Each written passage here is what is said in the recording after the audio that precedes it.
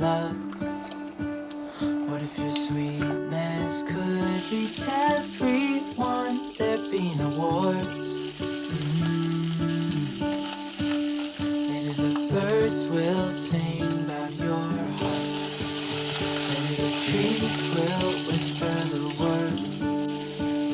Maybe the sun will spread your joy to the ones who lost their hope.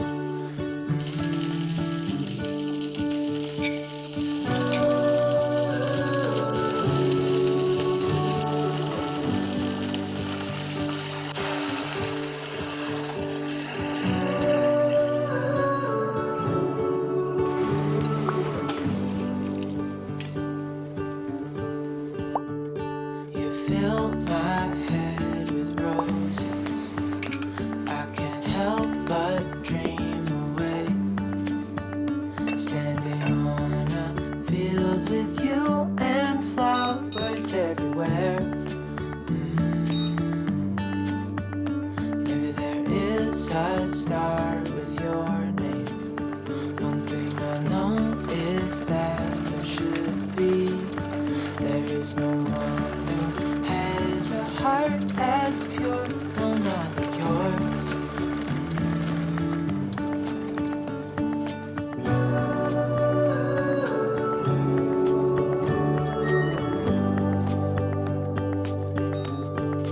Dreaming of you.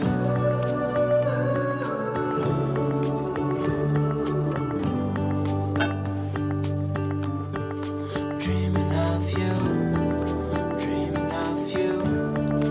Dreaming of you. Dreaming of you. Dreaming of you.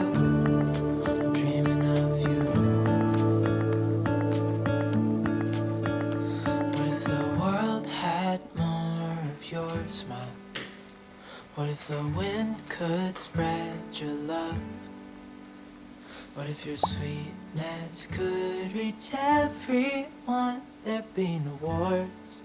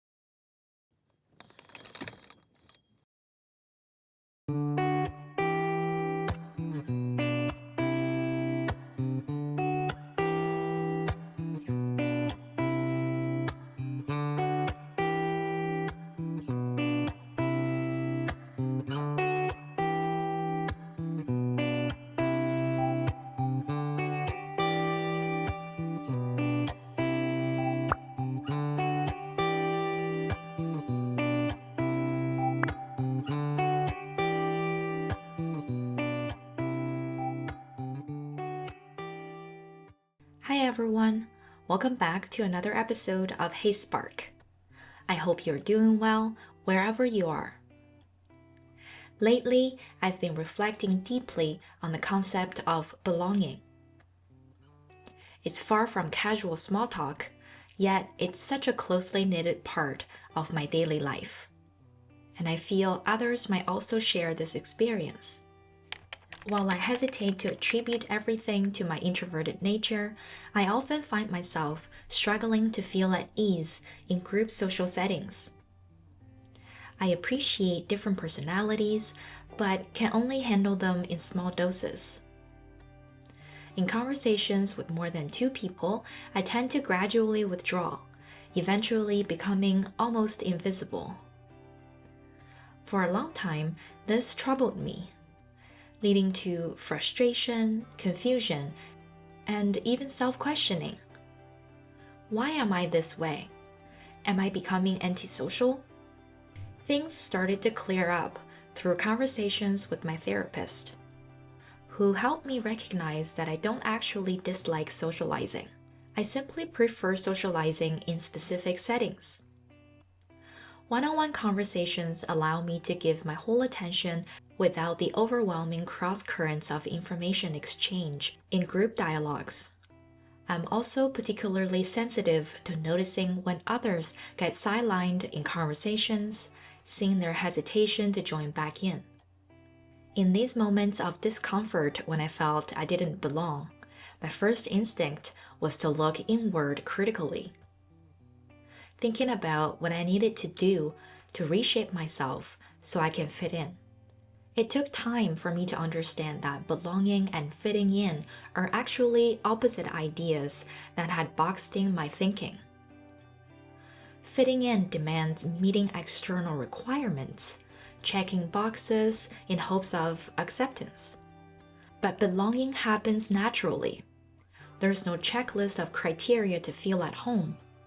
I don't feel the pressure to have to do something, and I don't have to measure my performance afterwards either.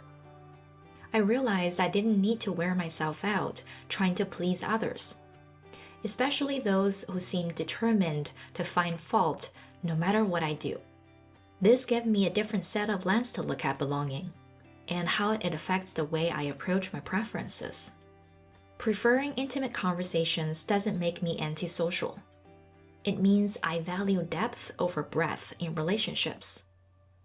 When I stopped forcing myself into high-energy group situations and honored my natural inclinations, I found myself forming more meaningful connections, even if they're fewer in number.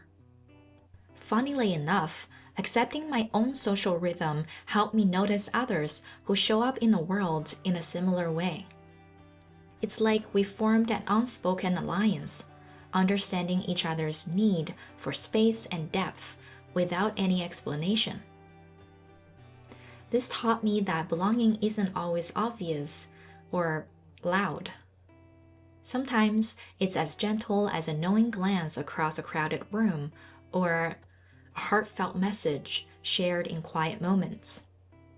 Now, when I feel that familiar discomfort in group settings, I don't immediately blame myself. Instead, I recognize it as a gentle nudge to tend to my inner needs. Perhaps I need to recharge, or perhaps this particular social setup simply doesn't match how I best connect with others. And that's perfectly okay. I don't have to belong to a particular place or group just because I'm physically there. I can choose where I belong using my own feelings as a measure or guide. This also translates into my relationship with this channel and the type of content I create here. I still remember the butterflies in my stomach when I began, wondering if my thoughts would resonate with anyone or if I'm simply speaking into the void. I felt that strong pull of trends, the pressure to shape my content for more views. The shift came through the messages I received. Not generic comments, but heartfelt responses from people who deeply connected with what I was sharing. Most of them weren't just responding to editing or background music. They resonated with the thoughts I wrestled with, the questions I'd wondered about, and the quiet observations I'd made. These messages often began with, "I thought I was the only one who felt this way. I feel seen." Or, "You put into words something I've been feeling but couldn't express." This taught me something deep about content creation. While algorithms might favor certain formats, real human connection favors authenticity. When I write about things that truly matter to me, when I share thoughts I've turned over in my head countless times, my words carry different weight. They might reach fewer people, but they reach the right people. Those who understand not just what I'm saying, but why I needed to say it.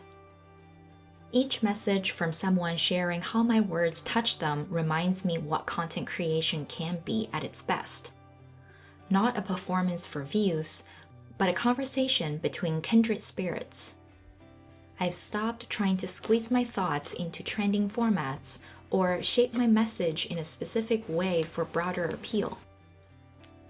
Instead, I write as if I'm having a heart-to-heart with someone who gets it, who appreciates the nuance and complexity of these topics.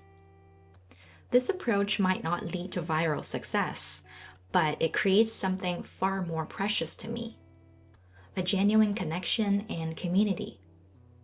I've learned that I don't need to smooth my rough edges to fit some prescribed mold.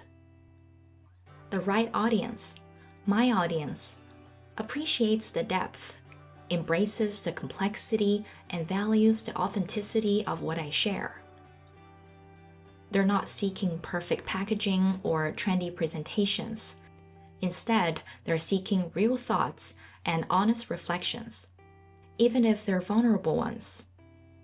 This realization has been freeing. Now, when I create content, I focus not on what might perform well, but on what lights me up inside, what genuinely interests me, what I want to understand better through sharing and discussion. This approach might mean slower growth, but it means real, meaningful growth. Building a community of people who connect not because I fit their algorithm, but because we share a frequency.